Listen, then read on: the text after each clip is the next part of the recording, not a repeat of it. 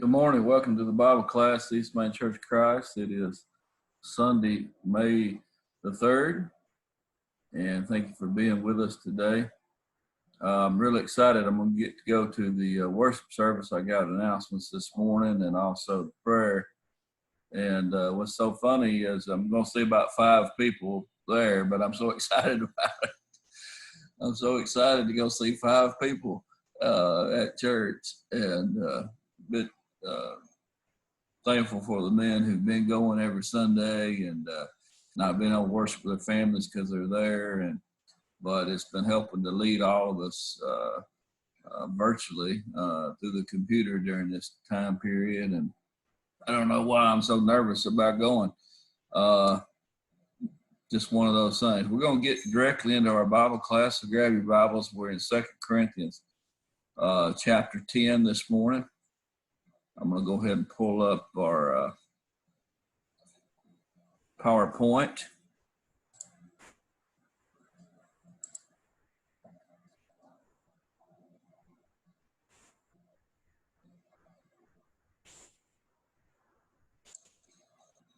Well, wrong one. There we go. It's pretty quick. It's just a few slides here, about 18 verses. 2 Corinthians chapter 10. Now I, Paul, myself beseech you by the meekness and gentleness of Christ, who in the presence am base among you, but being absent am bold toward you. So Paul is saying here that, he's not with them. He's writing this letter to them. This word base, it's kind of a military term. There's always a base, when you're on the,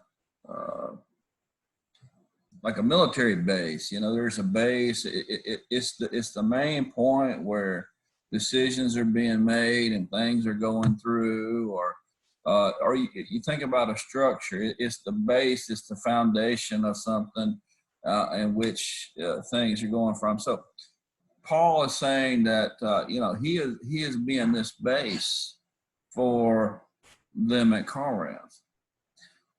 They didn't have elders evidently at this point, and he is basically serving in this. He is an apostle of Christ, and therefore he is kind of serving, overseeing them. But I beseech you that I may not be bold when I am present, with that confidence wherewith I think to be bold against some which think of us as if we walk according to the flesh. So there were some there that were accusing him, and we talked about this before, of wrongful doing. Maybe he was looking to just make money off them, or looking to make fame, fortune, or just use them in some way for monetary gain, some earthly gain that we think about.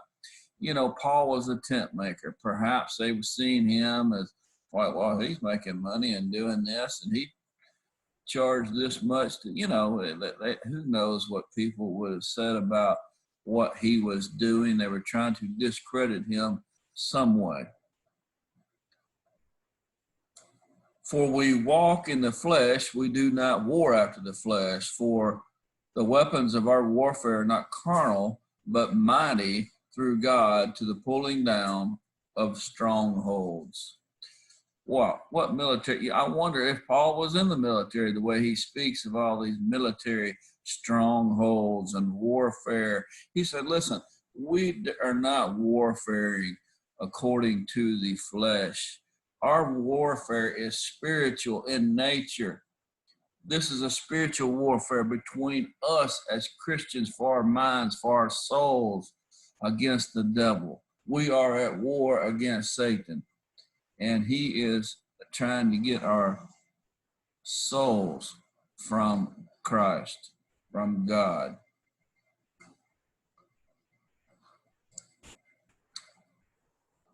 Second Corinthians 10, 5-8, casting down imaginations and every high thing that exalteth itself against the knowledge of God, and bringing into captivity every thought to the obedience of Christ.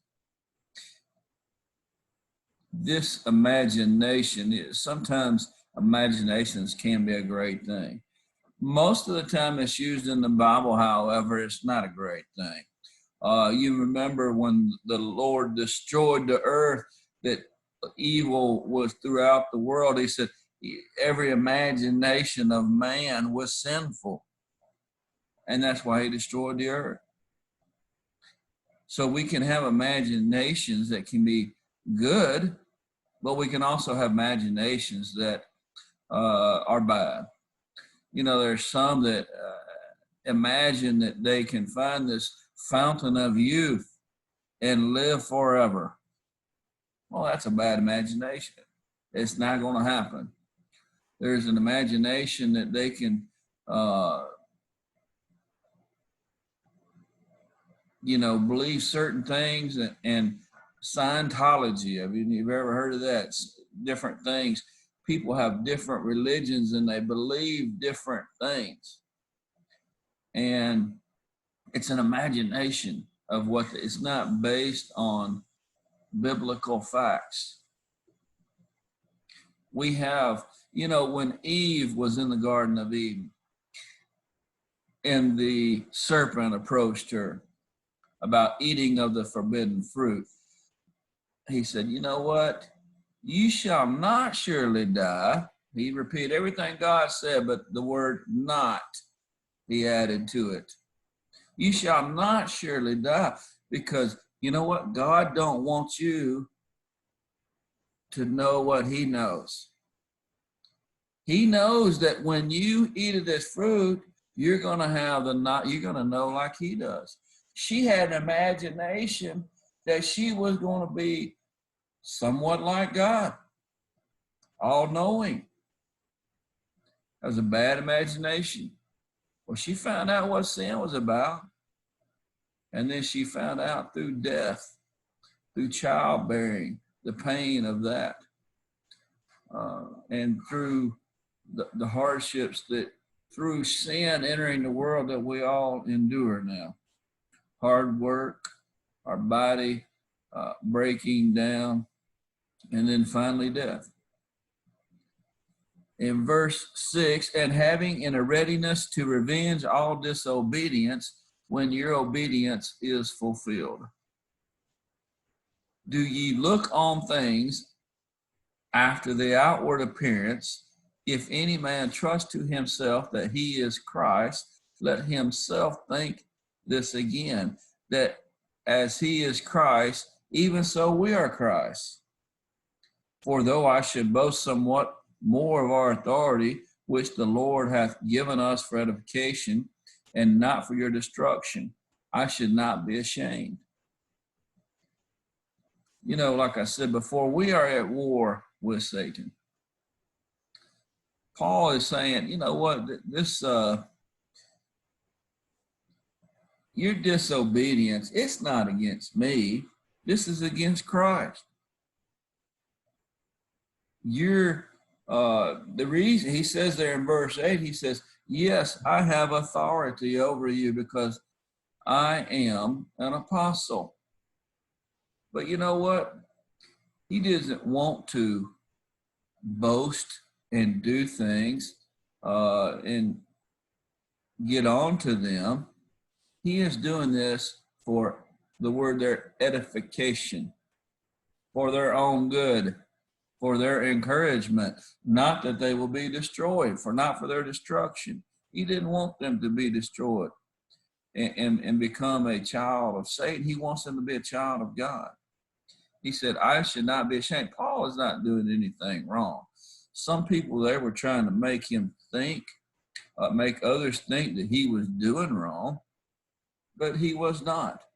He was only thinking of them and their spiritual well-being with God.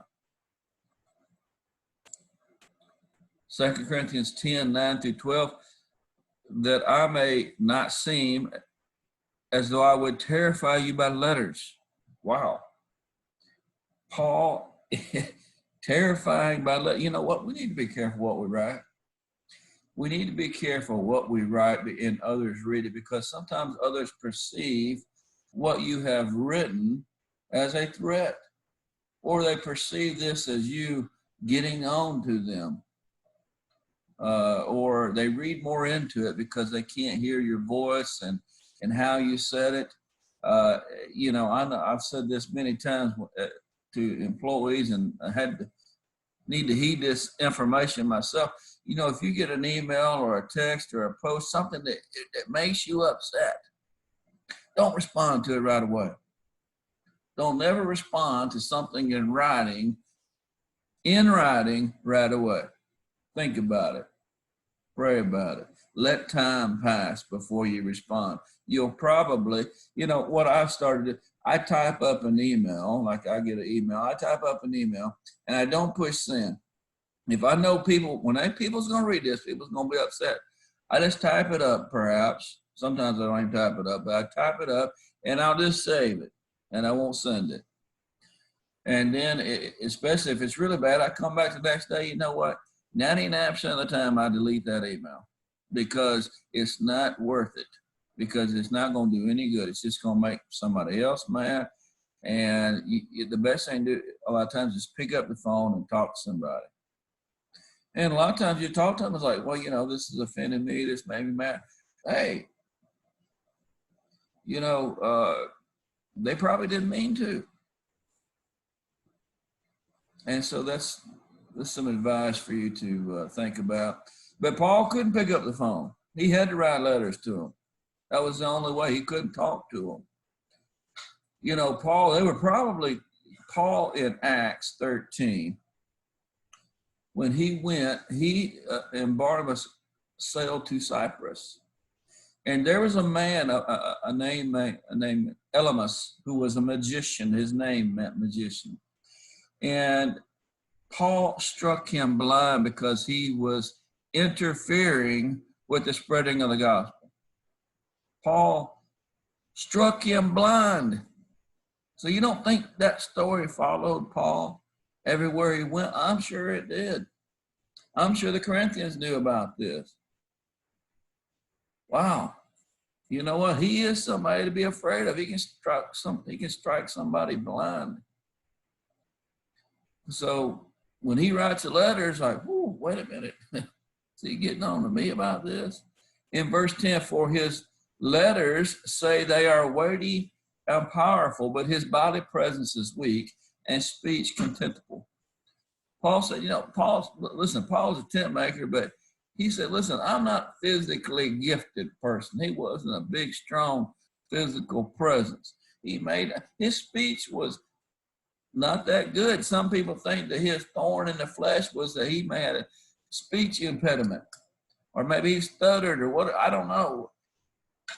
We don't know what it was, but evidently he couldn't speak that well, not like Apollos. He said, remember, Moses was the same way, and he tried to get out of doing that, and the Lord gave him Aaron, his brother, to speak for him. But these great men of faith, when we think about Noah, we think are Moses, and when we think about Paul, we think about somebody who pretty much wrote the Pentateuch, the first 5 books of the Old Testament, was a great leader of God's people in the Old Testament, in Moses. And then we think about Paul, who wrote all these epistles, and a great leader in the New Testament. They couldn't speak that well. He couldn't speak that well in front of people. That's crazy. That's how I feel sometimes. You know, I can't get my thoughts out. And so I can relate to these men. Anyways, but they weren't powerful physically or being able to speak, but Paul would terrify you by letters because he was eloquent in what he wrote. He said, let such a one think this, that such as we are by the words, by letters, when we're absent, such will be also indeed when we're present. For we dare not make ourselves of the number or compare ourselves with some that commend themselves, but they're measuring themselves by themselves and comparing themselves among themselves are not wise. You know, he's saying here that we should not compare ourselves to other people. What is our standard? What are we to measure our lives against? It's the life of Jesus Christ. He is our standard in which here's the bar right here. This is what Jesus Christ put this bar here. If I'm down here and other people are down lower, it's like, well, look, I'm better than that. I'm doing much. No, the standard's up here where Jesus Christ was. Just because you're doing better than them don't mean nothing. You're not supposed to measure against them. You measure against the standard. That's what Paul is saying here. Don't try to compare yourselves. He says, you know, he's writing these words. He don't want to come when he is in their presence and have to get on to them. That's not what he wants to do. He wants to resolve this issue before he comes. So when he does come there, he is meek and mild-mannered and loving, as he always is in person. That's what he was saying there in verse 10. You know what? Listen,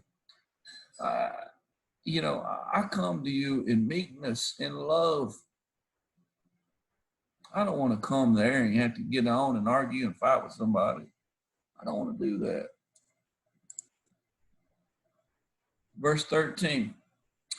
But we will not boast of things without measure, but according to measure of the rule which God hath distributed to us, a measure to reach even unto you.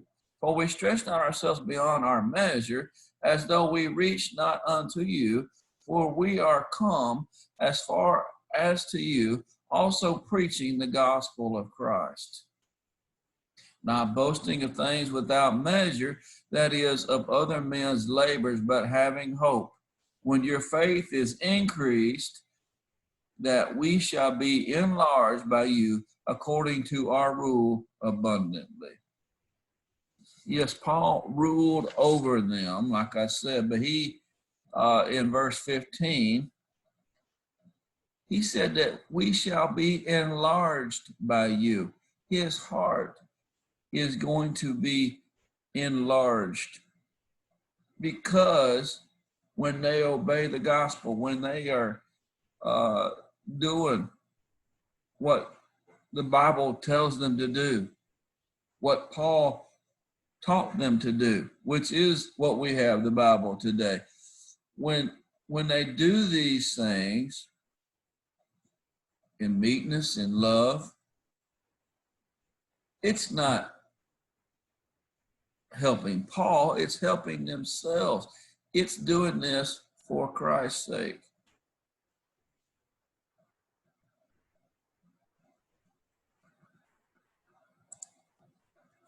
Verse 16, to preach the gospel in the regions beyond you, and not to boast in another man's line of things made ready to our hand. Paul preached many, many regions. He went on 3 missionary journeys that's documented. He went all over in Asia, Macedonia, and Judea. He went several cities. He's wrote to those at Rome and Colossae and Ephesus and Philippi, all of these places that he wrote to, and I know I missed some, but he went to all these regions. He didn't do it to make a name for himself. He did it as a responsibility he had to preach the gospel. You know, we talked about him striking a man blind. It wasn't probably a few months before that the Lord struck him blind for 3 days. And he knew what it meant to be blind. He knew what it meant to go through these things. and to really be at one with your thoughts. He wanted to only do what glorified God. He said, but he that glorieth, let him glory in the Lord. For not he that commendeth himself is approved, but whom the Lord commendeth. We're in this not to gain the approval of our family, not to gain the approval of the eldership, but to gain the approval of God. That's why we're doing this. That's why we're in Christianity. That's why we are Christians. That's why we're part of this family. Because we want to go to heaven. We appreciate the love of God.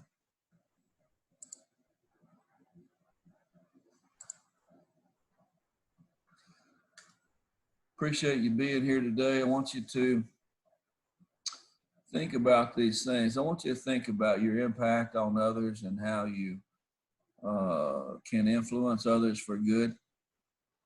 Are you being approachable? Are you being someone who can encourage others? I had a call yesterday, one of our church members, and it was very encouraging to me. He said, listen, I've been watching you on the Facebook, YouTube, and I really appreciate the lessons.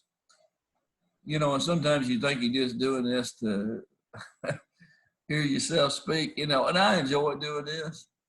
I enjoy studying and I enjoy teaching. It's not like it is in person. It's difficult being in a room by myself with the computer on, trying to teach these and make these points. But you know, it was great to get that encouragement. Great to get that feedback. And I know it can be discouraging being at home, trying to worship. And I encourage you to pick up the phone, call somebody from our church congregation and talk to them, tell them you miss worshiping with them. Just find out what they've been doing. Maybe somebody you haven't talked to, maybe you don't talk to them very often, but say hello or whatever. I've had several conversations just like that on the phone. Maybe I don't spend a whole lot of time talking to them, but you know, we may have talked for 10, 15, 20 minutes on the phone. It's been great to, you know, just have that conversation. Appreciate you being in Bible class. God bless.